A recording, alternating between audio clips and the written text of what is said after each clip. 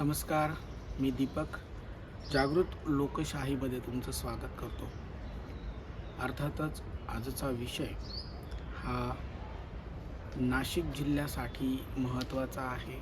कारण गेले 2 दिवस 22 आणि 23 तारीख, आज 23 तारीख आहे. 22 आणि 23 तारखेला नाशिकमध्ये जिल्हा प्रशासनानं एअर शोचं आयोजन केलं होतं. आणि अर्थात हा एअर शो आपल्या भारतीय हवाई दलातर्फे राबवण्यात आलेला होता.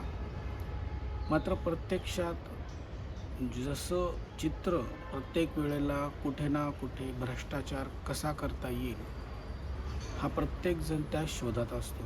त्यामुळं जिल्हा प्रशासन देखील याला अपवाद राहिलं नाही. कारण जिल्हा प्रशासनानं सुद्धा 22 आणि 23 रोजी झालेल्या या शोसाठी तिकिटांचा दर हा 100 ते 600 रुपये असा ठेवला होता.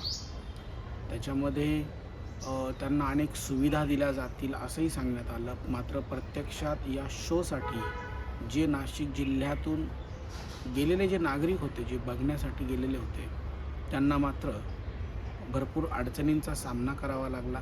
त्याचबरोबर जिल्ह्यामधील थोडक्यात शहरामधली जी वाहतुकीची समस्या आहे तिला देखील सर्वांना सहन करावं लागलं. अर्थात 22 तारीख आणि 23 तारखेला दोन्हीही दिवस शासनानं जवळपास 2-2 कोटी रुपयाचा महसूल गोळा केल्याची एक अधिकृत माहिती आहे. का अशा प्रकारे ही वेळ जिल्हा प्रशासनावर येते? नागरिकांसाठी हा शो हवाई दलानं लॉन्च केला होता आणि या संदर्भात भारतीय हवाई दल कुठलाही 1 रुपया न घेता युवकांना प्रोत्साहन कसं मिळेल या सर्व हवाई दलातल्या कसरतींनी किंवा इतर सर्व गोष्टींनी आपला भारत देश किती प्रगत तंत्रज्ञानावर आधारित काम करतो आहे हे सर्व दाखवण्यासाठी हा त्यांचा स्पष्ट प्रयत्न असल्याचं त्यांनी यावेळी अनेक वेळा स्पष्ट केलेलं आहे. पण जिल्हा प्रशासनानं मात्र याबद्दल कुठेही गांभीर्य न ठेवता जवळपास 2-2 कोटी रुपयापर्यंतचा महसूल जर 1-2 दिवसात जमा करण्याचं ठरवलं होतं आणि ते ठरवलेलं त्याने निश्चित करून ते पैसे देखील कमावले. मात्र आता यावर चर्चा होते की एका बाजूला जिल्हा प्रशासन व्यवस्थेच्या नावाखाली जो पैसा काढला त्या पैशांचा योग्य विनियोग झाला का, तो पैसा कुठल्या ठिकाणी वापरण्यात आला.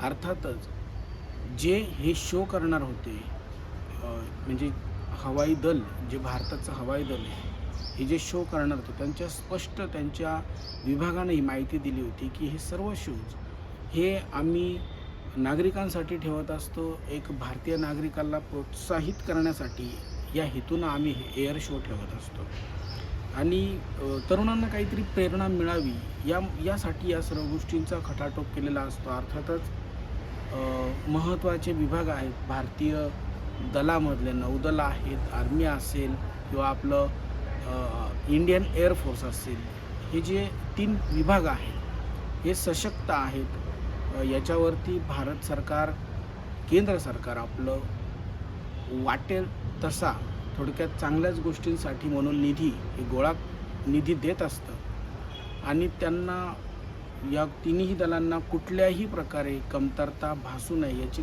काळजी संपूर्ण केंद्र शासन घेत असतं.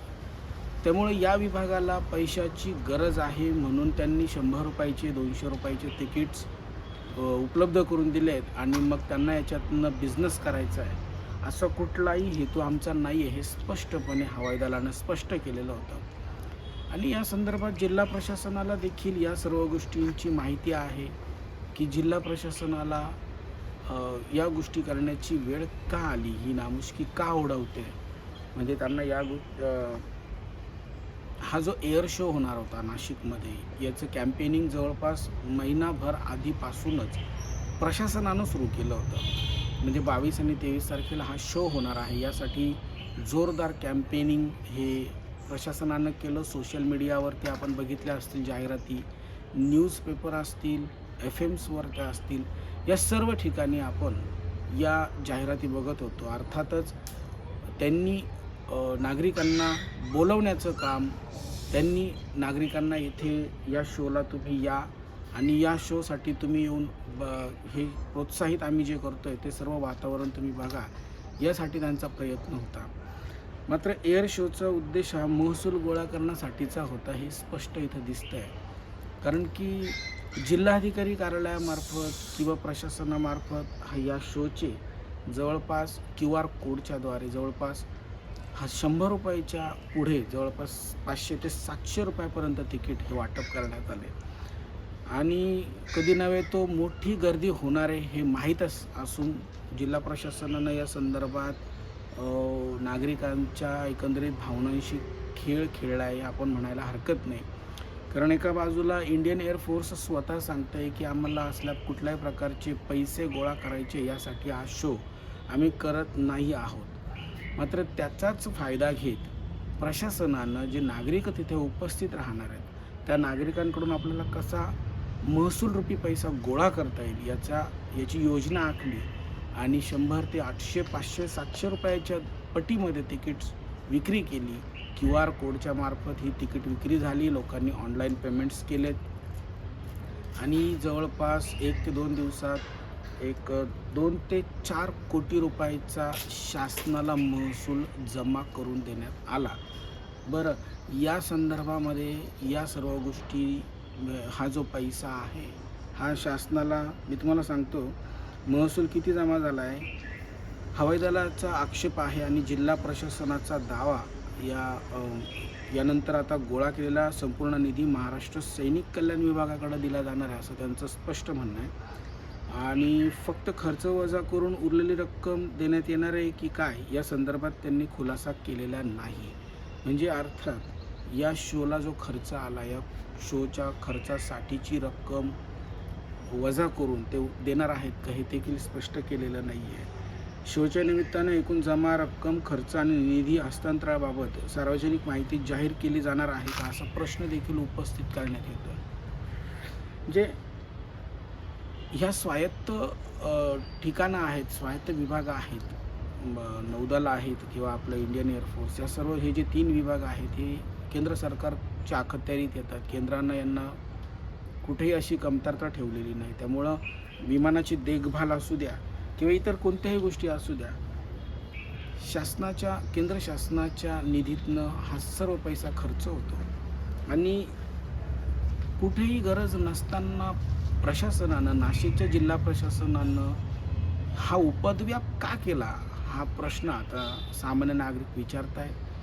हा पैसा जमा केला खरं आणि हा पैसा जमा करून आम्ही समाज कल्याण विभाग इतर विभागामध्ये कल्याणकारी योजनांमध्ये याचा उपयोग करणार आहोत अशा प्रकारची बतावणी आता करण्यात येते.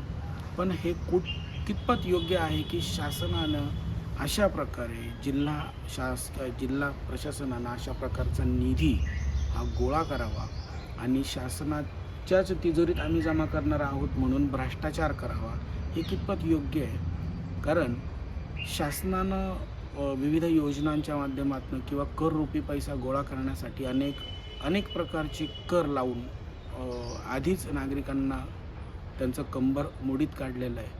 आणि अशा काहीतरी खोट्या आता यामध्ये जर आपल्याला इंडियन एअरफोर्स यांनी जर सांगितलं असतं की हा खर्च आम्हाला काही पर्सेंटेजमध्ये देण्यात येणार आहे आणि उरलेला खर्च जिल्हा प्रशासन व्यवस्थेसाठी वापरणार आहे असं म्हटलं असतं तर थोडा वेळ आपल्याला बरं वाटलं असतं. अर्थात हरकतही नाही कारण आपण देशासाठी सेवा करणारी जी लोकं आहेत जे सैनिक आहेत त्या व्यवस्थेवरती आपण आपलं खर्चाचा वाटा देणं काही वाईट नाही. पण त्याच संस्थेला जर या सर्व गोष्टीबद्दल माहीत नसेल ते स्वतःच अनभिज्ञ असतील आणि अशा प्रकारच्या पैशाचा जो गोळा करण्याचा जो मनसुबा आहे हा जिल्हा प्रशासनानं जो आखला याला त्यांनी स्वतःच विरोध केला. त्यामुळं हे सर्व प्रकरण एकंदरीत आता चर्चेमध्ये येतं आहे आणि जिल्हा प्रशासनाला अनेक स्तरातून या गोष्टींना तोंड द्यावंच लागणार आहे. अर्थात खर्च किती झाला, पैसा किती वसूल झाला, खर्च कुठे वजा होणार आहे, कुठे तुम्ही तो डायव्हर्ट करणार आहे या संदर्भातली सर्व प्रश्न त्यांना या प्रश्नाची उत्तर त्यांना देणं आता बंधनकारक राहणार आहे. पण मात्र एक गोष्ट नक्की इथे आपण नमूद करायला पाहिजे की जी संस्था किंवा जे शासनाचा मुख्य विभाग या सर्व कसरती दाखवणार होता, त्या लोकांना 1 रुपयाची सुद्धा गरज नाही आहे. आमच्या एअरफोर्सला शासनाकडनं 1ही रुपयाची मदत कुणाकडनं नको, नागरिकांच्या खिशातनं नको किंवा जिल्हा प्रशासनाकडनं नको, हे त्यांनी स्पष्ट केलेलं असताना सुद्धा एअर शोचे 100 रुपयाच्या पुढे, 500 रुपयाच्या पुढे असलेले तिकीट खरेदी करून जिल्हा प्रशासनानं जो पैशांचा घाट घातला, पैसा कमवण्याचा घाट घातला, त्याचा आता निषेध सर्व स्तरातून होतो आहे. शोबद्दल वाईट नाही, शो खूप छान होता, सुंदर होता आणि आपले जे वैमानिक होते त्या सर्व पायलट्सनी तो शो अतिशय सुंदर केला. त्या शोबद्दल नाशिककर खूप आनंदी आहेत आणि 2 दिवस चाललेल्या या शोचा नाशिककरांनी, जिल्हावासियांनी खूप आनंद घेतला. यात तीळ मात्र शंका नाही. मात्र प्रशासनानं मात्र यामध्ये आपले हात धुवून घेतले. ते हात धुवून कसे घेतले तेच मी तुम्हाला या व्हिडिओमध्ये सांगितलं. अर्थात हे करणं किती योग्य आहे, अयोग्य आहे, हे एक तुम्ही सामान्य नागरिक म्हणून तुमचं मत मांडू शकता.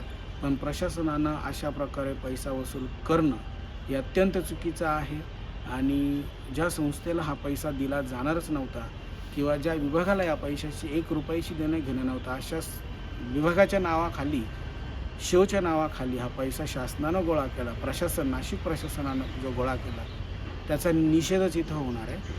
अर्थातच याची सर्व डिटेल खर्चाची वजावट, त्यानंतर निधीचं हस्तांतरण, उरलेला निधी कुठे पाठवणार, या सर्व गोष्टींची चर्चा येत्या काही दिवसात आपल्याला पाहायला मिळेलच.